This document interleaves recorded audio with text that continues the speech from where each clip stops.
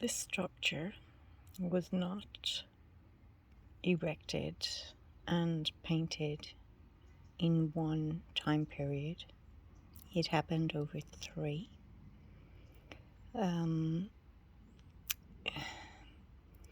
first lot of painting was done with the red oxide, and that was the first lot of painting that was done. It was done with the iron oxide, but also added to the iron oxide as an offering. It would also, they added a little blood. It was menstrual blood. The paintings were done, the red original paintings were all done by the women of the tribe, and at a later date it was touched up. The black was added. The black was added more by male figures. They also touched up some of the red, and the largest part, square in shape, rectangular in shape, was actually put there to cover up the original painting that was behind that. That's not the original, and the black outline was added later. The reason it was cherished so much is the people who painted it were not the same people who built it. It appeared almost as if by magic many years before the painting was done. So the painting was done by women who felt that the structure was built by gods, and they truly believed it was built by gods. So the paintings were their kind of offering and their thanks, and it was more the original lighter colored ink that was used then. The reason that the women added some menstrual blood to the ink, the iron oxide, was in a way as a offering to what they considered to be the gods. And it was their way also of saying to the gods that they are fertile, and that they were almost offering to bear children for the gods, because the men of their tribe at that time were quite weak. They hunted, but they died at an early age. Not because of any, predator. It was more to do with they were just weak. They weren't very strong men. And the women felt that their offering and their offer to the gods was they wanted to be impregnated so that they could have a stronger community, stronger men that would hold their community together. And the picture of the sun was where they felt the gods came from, like the sun gods. There was a lot of celebration in the cave, in the structure. There weren't people buried there, but they did take those who died there and spent many days with them. They sat with them on their deathbed and for some days after they died. But they weren't buried there, and they were buried elsewhere. But they made a real ritual of it.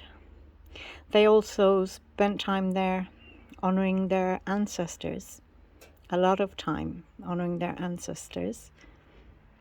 And they felt that they prayed to their ancestors, and the ancestors sent the gods, in their opinion.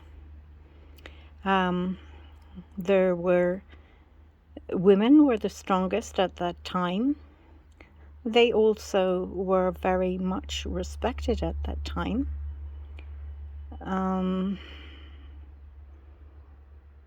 They were respected at that time. They held rituals with like shamans, but the shaman would be a man. They always felt the shaman should be a man, but there was also a woman who would assist the shaman, so to say. They would mix potions, herbs, things that were found naturally in the ground, slightly hallucinogenic. In that way, that's where they first got the idea that it was gods who built the structures. So they would have these ceremonies, and they would have much celebration. They would make music just by clapping or banging stones together, anything that would make a sound. And they would sing, they would chant, and they would try to call in, well, also the ancestors, but mainly the gods. And they felt they were with the gods. They felt they did see the gods. Whether they did or not, I'm not 100% sure, but they definitely felt there were gods there, and that the gods were the ones, in their opinion, who made the structure. But the structure was there many years before the people arrived. Many years.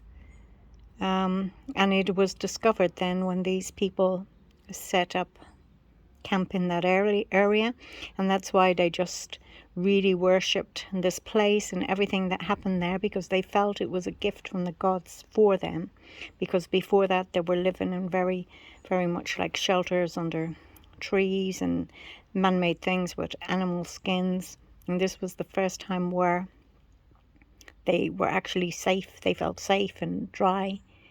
And then the community grew, and instead of living there, they made their camps nearby and just spent a lot of time worshipping that particular site in that particular area. But the people were not buried there. They were taken away and buried elsewhere. But they spent a lot of time there just before death and after. I feel the green bead is not actually from that time. It was found there, but it wasn't really from that time. The flint, I feel, was somehow brought there from Serra the Estrella or Serra the Air. I can't quite determine which I'm getting. But definitely the last bit of painting that was done that touched up something that was there before and hid something that was there before. And the black was added at a later date, and that was more by a male influence, not the female influence. But they lived there happily for many years.